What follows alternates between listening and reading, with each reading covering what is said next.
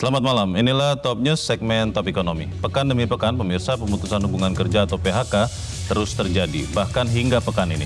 Ketua DPR Puan Maharani menyoroti ancaman badai PHK ini dengan mengatakan, pemerintah tidak boleh hanya menunggu badai berlalu tanpa membuka payung perlindungan bagi jutaan pekerja yang kini nasibnya terancam. Separah apa badai PHK hari ini hingga akhir tahun 2025? Adakah solusi permanen atas masalah PHK? Pemirsa, inilah Top News segmen Top Ekonomi bersama saya, Leonard Samosir.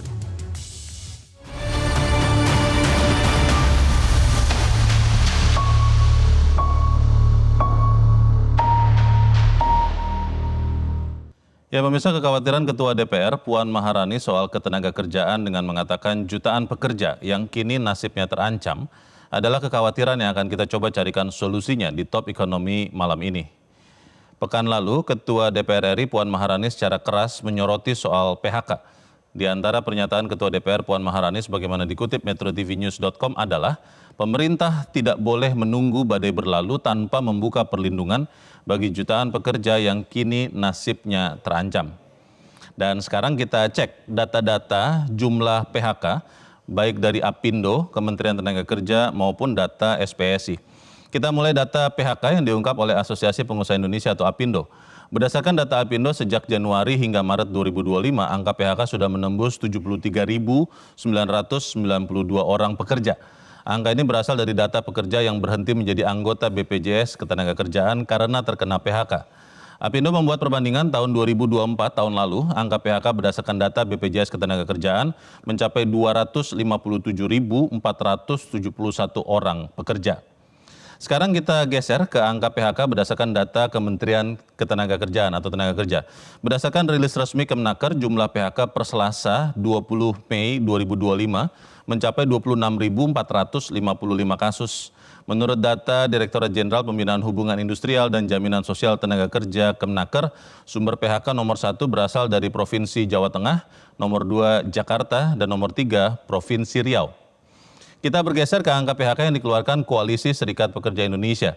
Berdasarkan rilis resmi KSPI, jumlah PHK sejak Januari hingga April 2025 mencapai 54.252 orang pekerja. Sumber PHK ini tersebar mulai dari Jawa Tengah, Jawa Barat, Banten, Sumatera Utara, dan Riau.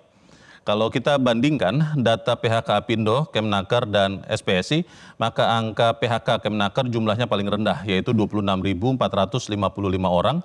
Sementara data Apindo hingga Maret 2025, PHK telah menembus angka 73.992 orang.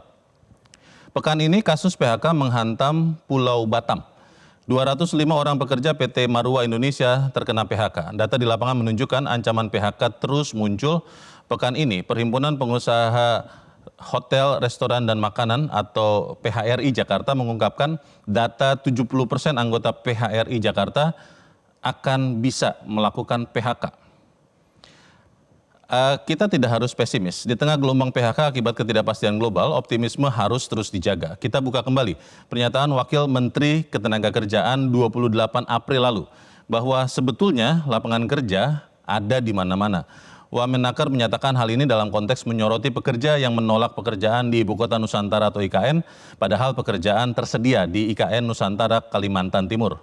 Optimisme juga muncul dari data penyerapan ketenagakerjaan berdasarkan data Kementerian Investasi dan BKPM, Badan Penanaman Modal sepanjang kuartal pertama 2025, tercipta lapangan kerja baru bagi 594.104 orang pekerja atau naik 8,5% dibanding tahun 2024. Jika tren baik ini berlanjut, maka hingga akhir tahun tercipta total 1,8 juta lapangan kerja baru dan data ini untuk pekerjaan formal, sementara pekerjaan non formal jumlah serapan kerjanya jauh lebih besar. Berdasarkan data BPS Agustus 2024, jumlah pekerja baru yang terserap di sektor non-formal mencapai 3,4 juta orang. Data BPS juga menunjukkan 57,95% tenaga kerja baru terserap di sektor non-formal. Kalau betul, lapangan kerja baru formal tahun 2025 menembus angka 1,8 juta dan sektor non-formal kembali mencetak 3,4 juta lapangan kerja baru seperti Agustus 2024, maka berarti total jumlah lowongan kerja sudah di atas pencari kerja yang menurut BPS setiap tahun pencari kerja baru rata-rata mencapai 4,4 juta orang. PHK terus terjadi, lowongan kerja baru juga terus terbuka. Untuk mencapai keseimbangan, Ketua DPR Puan Maharani mengungkapkan sebuah solusi, yaitu yang paling pokok saat ini adalah menyelesaikan masalah ekonomi. Bagaimana pendapatan rakyat harus ditingkatkan, lapangan kerja tersedia, rakyat dapat memiliki sumber penghidupan untuk sejahtera. Benarkah korban PHK bisa mendapat pekerjaan baru yang tersedia? Dan benarkah lapangan kerja tersedia di mana-mana? Pemirsa, tetaplah bersama kami. Top Ekonomi akan segera kembali bersama dengan para narasumber terpercaya setelah yang satu ini.